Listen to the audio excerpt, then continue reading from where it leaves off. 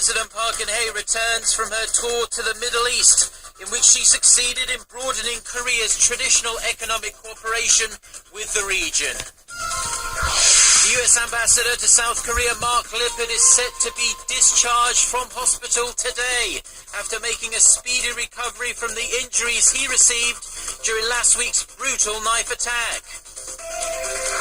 First, German Chancellor Angela Merkel calls on Japan to squarely confront its historical wrongdoings ahead of the 70th anniversary of the country's defeat in World War II.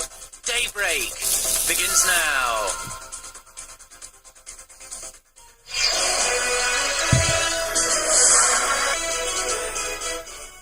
Hello and thanks for joining us, to our viewers around the world. It's 6 a.m. on Tuesday, March 10th here in Seoul. I'm Mark Broom and you're tuned in to Daybreak.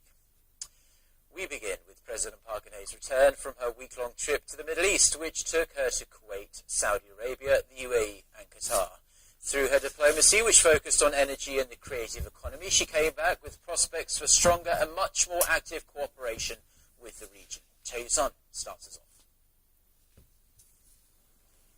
Speaking to reporters en route to Seoul, President Park said she felt that Korea's vision for revitalizing the economy through greater economic cooperation with the Middle East is being realized.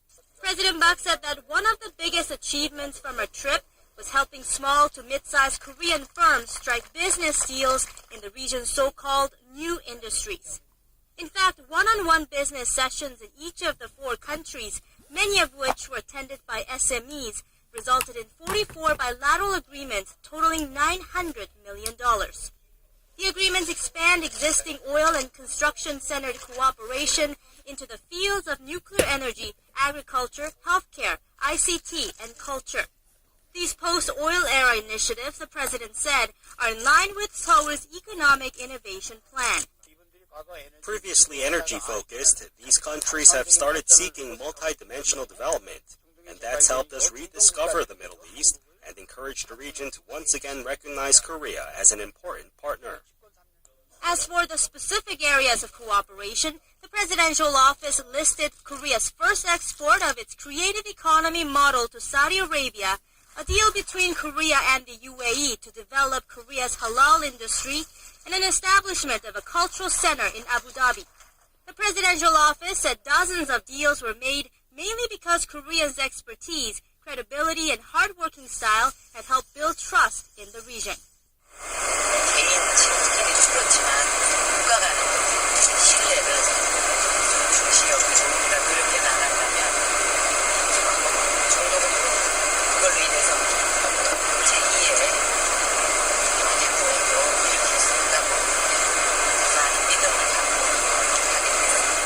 To sustain the momentum, Seoul plans to monitor the progress of the deals with these 4 countries and boost cooperation to ensure they are implemented.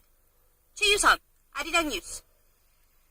And immediately upon arriving back in Seoul, President Park went to visit U.S. Ambassador to South Korea, Mark Lippert, who's making a fast recovery from last week's appalling knife attack. He's expected to be discharged from hospital this afternoon. Hwang Sang-hee reports. Doctors say Ambassador Lippert will likely be out of the hospital by Tuesday afternoon. The U.S. envoy needed 80 stitches on his face and arm following a brutal knife attack last week in central Seoul. We are planning to remove half of the stitches this morning and the other half tomorrow morning. If there's no problem, he will leave the hospital tomorrow afternoon. The 55-year-old assailant, Kim Gi-jong, who is now under arrest, was protesting the ongoing joint military drills between Seoul and Washington. The attack raised concerns about whether it would leave a dent in relations between the 2 allies. But President Park Geun-hye, visiting the ambassador on Monday, said his handling of the incident had strengthened the alliance.